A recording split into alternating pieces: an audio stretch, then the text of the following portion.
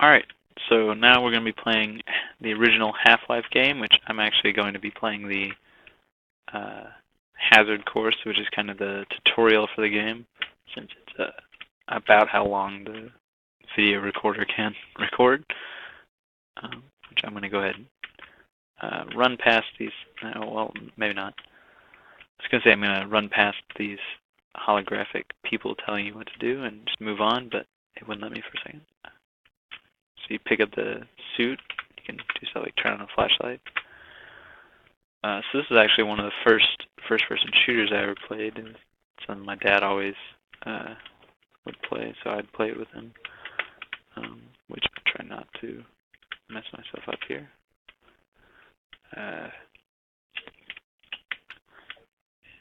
One of my favorite games, actually, partially because I played it when I was younger, but also because I just think this game and this series is really good. So here it's teaching you how to jump, so I'm going to go ahead and exceed their expectations and jump over all three.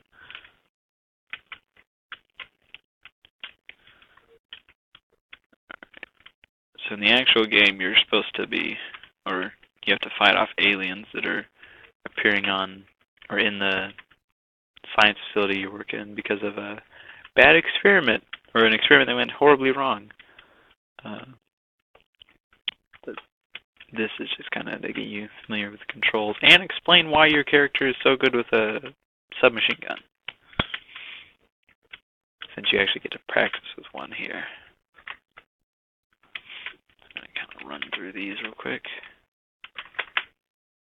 Made it. Oop. There. Alright. Next door.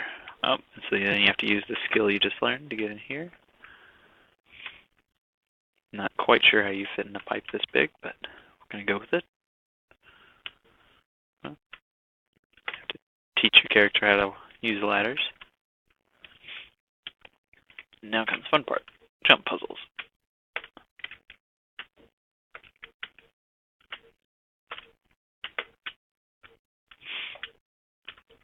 And here's the fun one. The one that you don't actually get to use in the game. It's only used in the multiplayer, which is kind of interesting. But you got a super jump. I wonder if they meant to implement it in the game, but ended up only doing it in multiplayer.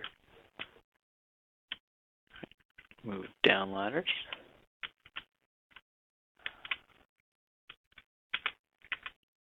Press E and it. Oh, turn on that flashlight. Now they want me to jump down there, but I'm going to be smarter than that. Ow. Still took damage. Here we are. Health.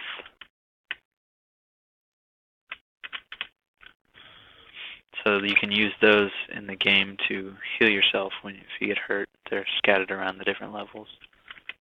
It's gonna make me use all of it.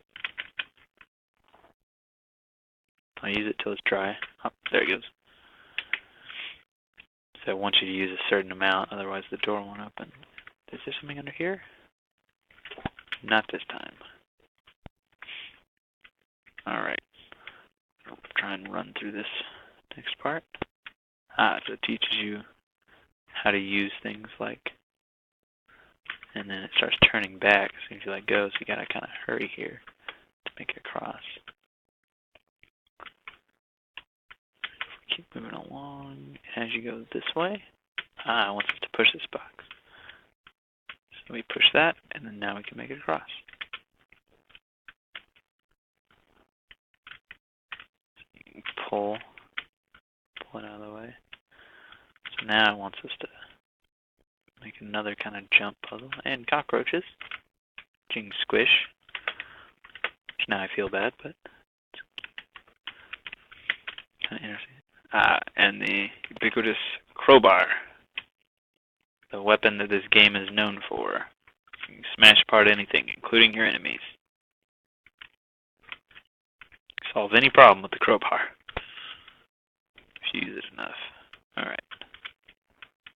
And then there's also batteries, which you can find out in the game. And it will actually increase your shield as well as your flashlight, which I think the brightness is supposed to be turned down more, but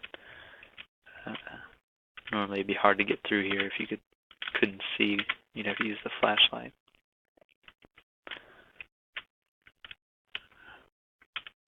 Right, keep trucking along here. Hi. So here's the weapons.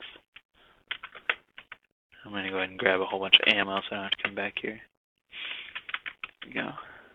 Got our nice M16 here. Oh. Okay, so that's how you shoot the grenade. Go ahead.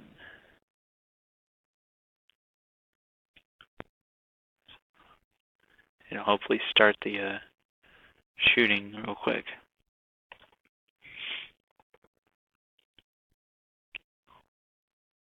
So it should start soon. Oh, here we go. So here's kind of the shooting range, so you can get used to using weapons.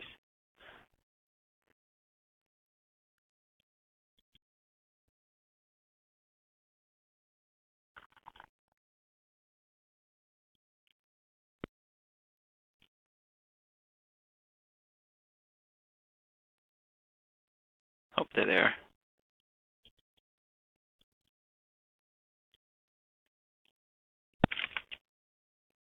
Oh, the other one's over here.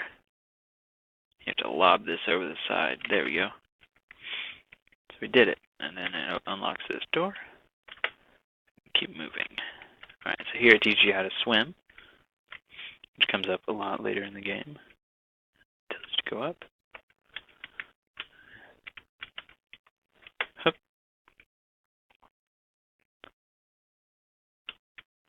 Get back up here. Jump out. Keep moving along.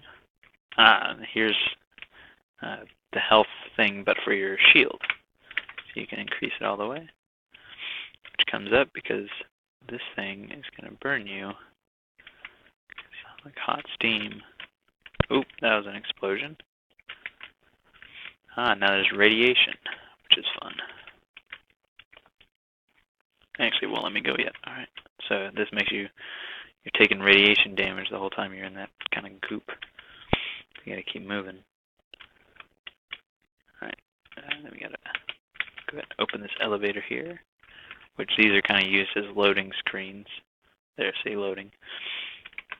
So that kind of splits up the game so it doesn't have to do everything all at once. Although sometimes it does have loading screens just in the middle of a hallway or something. Yeah. So you can have this guy follow you if you want. Also, you can press these and actually get health back, which I think is interesting. That they took the time to make it where you can get health from pressing those buttons. Alright, so it wants me to get a security guard to open this for me. He'll go over. And you can actually use this in the actual game. You'll come across security guards and get them to open various doors for you. And, let's see if I can get this to work, the scientist can heal you. Oh, no. He just wants to sit there. So we're going to go ahead and move on. And this is actually the end of the tutorial. And it has you get on this train, which is another thing that comes up throughout the game. And you'll ride off, and it'll actually start the game, because at the beginning of the game you start on a train, although not this kind. So you complete it, and then you end up in the other train. Anyway, that's how Half-Life works, and probably one of the better first-person shooters from this time. All right, thanks.